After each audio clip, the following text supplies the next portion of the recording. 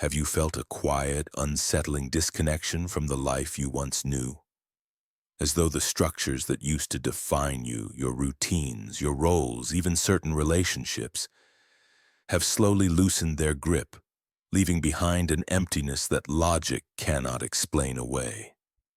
And yet within that silence something subtle stirs.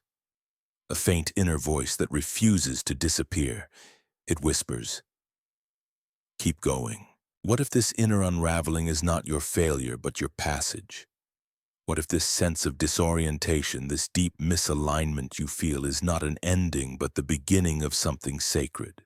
Carl Jung, the great cartographer of the soul, never saw suffering as meaningless.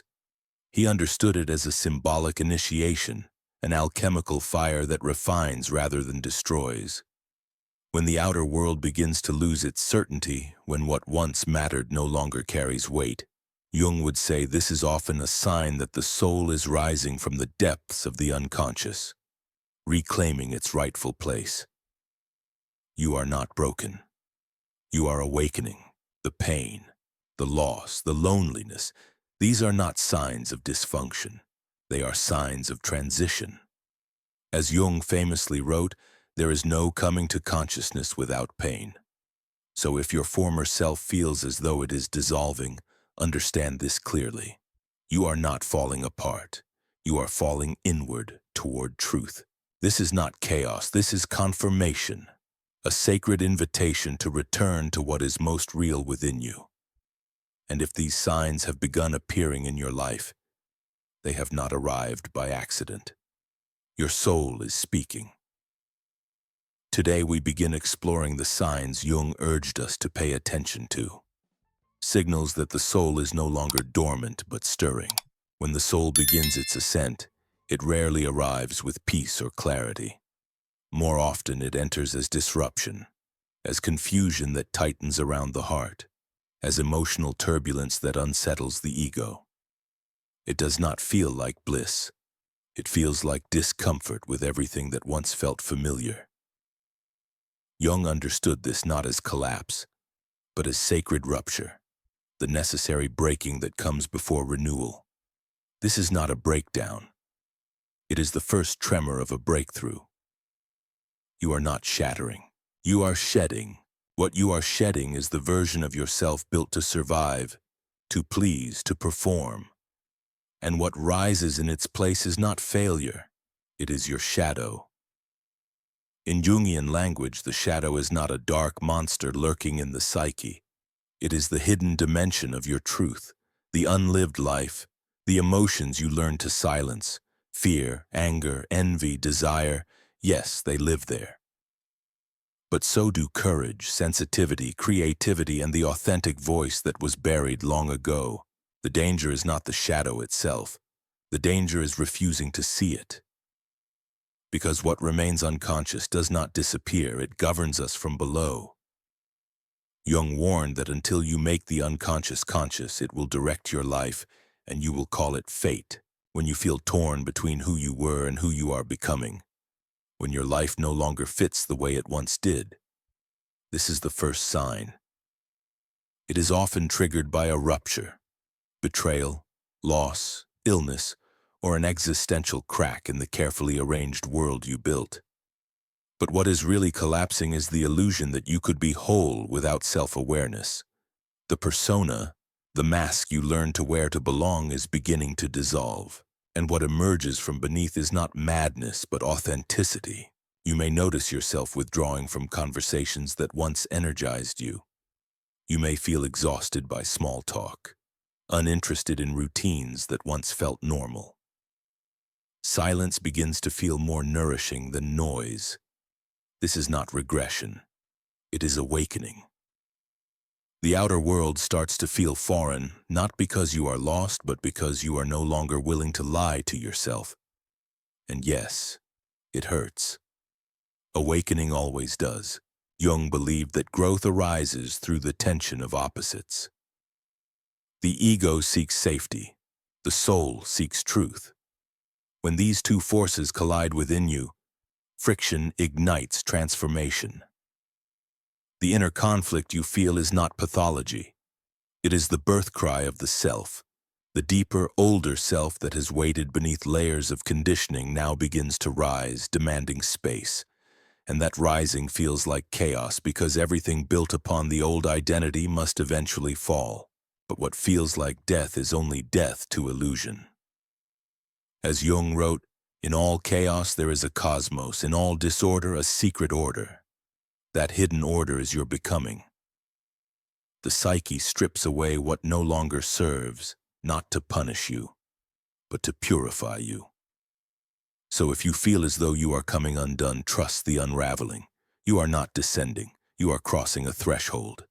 And thresholds always feel like madness until you step through them. You are not breaking, you are breaking open. There comes a moment on the soul's journey when awakening does not feel like illumination. It feels like separation. The faces you once found comfort in begin to feel distant. The rooms that once echoed with laughter now feel strangely quiet. And you, standing in the middle of it all, realize something unsettling and undeniable. You are no longer the same person. Carl Jung taught that the process of individuation, the unfolding of the true self, often requires a withdrawal from the collective, not out of superiority, not out of rejection, but because the soul has begun to outgrow the frequencies it once resonated with. This departure is not social failure, it is spiritual initiation. You are not merely losing people, you are losing who you had to be in order to keep them. And that unraveling, though lonely, is sacred. As your inner world expands, the outer world often contracts. Friendships may fall away. Conversations that once flowed effortlessly now feel forced or empty. Even loved ones may tell you that you've changed, as if transformation itself were a betrayal. But Jung reminds us that what withdraws from the crowd does not isolate, it consolidates. The soul, once stirred, begins to crave something deeper than connection. It craves authenticity, and authenticity always comes with a cost. That cost often arrives in the form of loneliness. This is the same exile endured by mystics, sages, and seekers throughout history. Christ in the wilderness, Buddha beneath the Bodhi tree, the prophets alone in their deserts. Not because they rejected humanity, but because they were called inward to meet themselves beyond the noise of the world. You are now standing in that same tension, between belonging and becoming. At a certain point, you can no longer remain in relationships that ask you to be less than whole. The persona, the social mask you've worn to survive, begins to slip. And when it does, the projections others placed upon you no longer adhere. You are no longer the peacekeeper, the fixer, the compliant one. You stop laughing at jokes that do not resonate. You step back from dynamics built on unspoken agreements of silence and self-betrayal. You may still love these people, but you can no longer abandon yourself to keep them. Jung did not describe this rupture as cruelty. He described it as the sacred price of becoming real. This isolation is not punishment, it is preparation. As he once observed, loneliness does not come from being alone, but from being unable to communicate the things that feel most important. And in this silence, something profound begins to happen. You start hearing what your soul has been whispering all along. You may find yourself journaling more, walking alone, sitting beneath the night sky without needing answers. And the more space you create, the louder your inner world becomes. The opinions of others lose their grip. The need to explain yourself begins to fade. You stop offering your truth up for approval and begin embodying it quietly. And in that quiet, you return to your center. The ego may panic during this phase. It grieves lost roles. It searches desperately for validation. But the soul rests, because the soul knows it is not being punished. It is being remembered. Jung saw solitude as the container for alchemical transformation, the crucible where old identities dissolve so the true self can emerge. So if crowds feel too loud, smiles too hollow, and conversations too shallow, honor that feeling. You are not broken. You are being refined. This solitude is not an absence. It is a womb, and within it something new is gestating. You no longer chase acceptance. You no longer fear being misunderstood.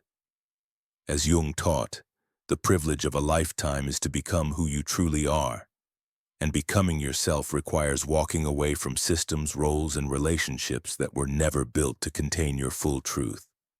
Let others misinterpret your silence. Let them call your solitude strange. That misunderstanding is often the mirror showing you how far you've come.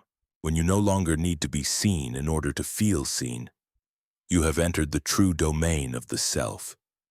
And this is the beginning of real power, not dominance, not control, but deep inner clarity. The kind of clarity that requires no applause because it already knows its own worth. There may also come a moment when you sit among familiar people and feel as though you've vanished from their perception. Shared jokes feel hollow. Old dramas feel strangely irrelevant. You are not failing. You are withdrawing from the collective in order to encounter the self. Jung understood this sacred exile as an essential stage of individuation, not arrogance, alignment. You are shedding resonance, not relationships. Your center has shifted.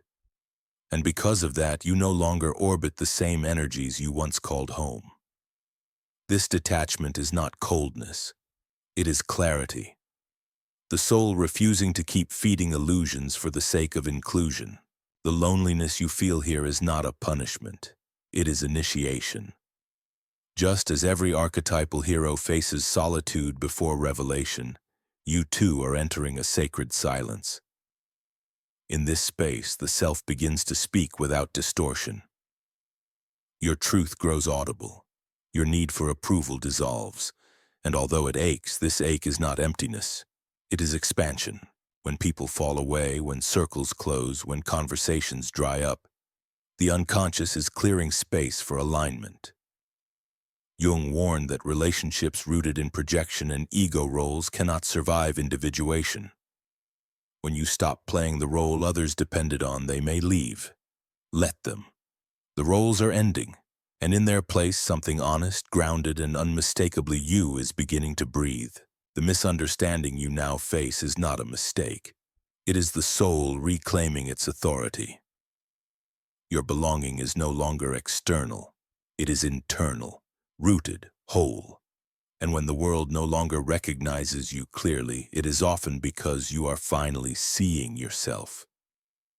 There comes a moment on the inner path when the world no longer recognizes you, and perhaps more unsettling when you no longer fully recognize yourself. You may find yourself surrounded by familiar faces, yet feel strangely unseen, as if you have slipped out of alignment with the life you once inhabited. What once bonded you, shared routines, mutual expectations, familiar comforts, now feels hollow. This is not because something has gone wrong. It is because something essential has begun. Carl Jung understood this phase as sacred withdrawal, not an escape from life, but a turning toward it from a deeper center. You are not abandoning the world. You are encountering the self. The ego, once oriented toward belonging and approval, loosens its grip. The soul, long patient beneath layers of adaptation, steps forward. You are not shedding relationships so much as shedding resonance. Your inner frequency has changed, and what no longer aligns naturally falls away. This detachment may feel cold at first, even frightening. Conversations drain rather than nourish. Laughter feels forced. You sense that you no longer belong everywhere you once did. Jung taught that the collective unconscious binds us through shared myths and inherited patterns, and awakening often requires stepping outside those scripts. This loneliness is not rejection, it is initiation. Like Moses in the desert or Buddha beneath the Bodhi tree, solitude becomes the threshold before revelation. In this quiet, your truth grows clearer. You begin to hear your own voice without interference. The need to perform dissolves. Approval loses its urgency, and though the ache remains, it carries meaning. The soul does not rise without shedding old skin. When people drift away as you change, it is not cruelty. It is alignment. Jung warned that relationships built on projection cannot survive individuation. When you stop being the mirror others depended on, some will leave. Let them. The roles are ending. Something more authentic is beginning. As this shift deepens, you may notice something else. Coincidences begin to feel charged with meaning. Events align in ways that defy logic. A book appears at the exact moment you need its message. A stranger speaks words your soul has been quietly asking to hear. Numbers repeat, symbols recur. Jung called this synchronicity, the meeting of inner and outer worlds through meaning rather than cause. Synchronicity does not arrive during routine. It emerges during rupture, when the ego loosens control and the self begins to guide. Jung believed psyche and matter arise from a single underlying reality, what he called the unus mundus. Synchronicities are glimpses of that unity. They are not commands. They are confirmations. They signal alignment between your inner transformation and the deeper order of life. Symbols begin to speak. Animals, dreams, numbers, repeated images. These are not superstitions. They are the language of the unconscious. When the same symbol appears again and again, it is not random. It is insistence. Jung taught that the unconscious speaks through repetition when something demands integration. These signs are not meant to replace discernment. They are meant to deepen reflection. They invite you to ask not, "What should I do?" but, "What is being revealed?" As your sensitivity grows, the world begins to shimmer with symbolic meaning. A collapsing structure mirrors a dissolving identity. A storm reflects emotional upheaval. A blooming flower becomes an image of rebirth. Life itself becomes a text you learn to read from within. This is not delusion, it is depth. The ego steps back. The self interprets. Alongside these signs, another shift occurs. The hunger for surface pleasures fades. Entertainment that once distracted now feels empty. Achievements lose their shine. This is not depression. It is the hunger for meaning. Jung saw this as the soul's refusal to be nourished by substitutes. You begin to ask deeper questions. Why am I here? What am I meant to embody? What truth have I been avoiding? These questions mark the heart of individuation. The persona collapses because it can no longer carry the weight of your becoming. You seek depth over stimulation, silence over noise, presence over performance. You may feel drawn to myth, psychology, sacred texts, languages that speak in symbols rather than formulas. This is not regression, it is remembrance. Your dreams too begin to change. They arrive vivid, unsettling, luminous. Jung called dreams the royal road to the unconscious. When the ego loosens, the soul speaks in images, archetypes emerge. The sage, the child, the shadow, the threshold. These are not fantasies. They are maps of your inner landscape. Repetition in dreams signals something unresolved, something calling for integration. Even nightmares serve a purpose. Being chased reveals avoidance. Drowning reflects overwhelm. Death signifies the collapse of an old identity. Jung taught that these images are not to be feared, but honored. When you listen, dreams transform you from within. You wake altered, carrying clarity that logic could never provide. As awakening deepens, letting go becomes unavoidable. Old beliefs, roles, relationships loosen. Fear rises, not because you are weak, but because the ego is losing control. Jung wrote that only boldness can deliver us from fear. The risk itself carries meaning. You are not losing your life. You are releasing illusions that once defined it. You may grieve the future you once imagined, the version of yourself that felt safe. These griefs are sacred funerals. You are laying to rest identities that protected you once but now confine you. This path is solitary, not because you are alone, but because you are walking ahead. Others are walking too, even if you cannot see them. And then quietly, something shifts. A deeper presence awakens within you. Jung called it the self, the organizing center of the psyche. Not the ego, not the mask, but the axis around which everything real revolves. When it emerges, it does not demand attention. It reorganizes your life from the inside out. You move by resonance now, not approval. You say no without guilt. You walk away without anger. You allow contradiction to exist without panic. The need to be seen dissolves. A grounded stillness takes its place. This is not indifference, it is wholeness. You begin to sense the sacred within yourself, not as belief, but as presence. Jung called this the numinous, the divine experienced inwardly, a quiet awe, a hum beneath your breath.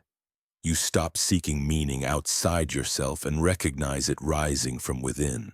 This is not the end of the journey, it is the return. As Jung said, the privilege of a lifetime is to become who you truly are. This becoming is not linear. It is a spiral descent and ascent, shedding what is false so truth can emerge. So keep going. Especially when the old life no longer fits. Especially when silence becomes your companion. You are not lost. You are being initiated. This awakening is quiet, holy, and unstoppable. You are not behind. You are right on time.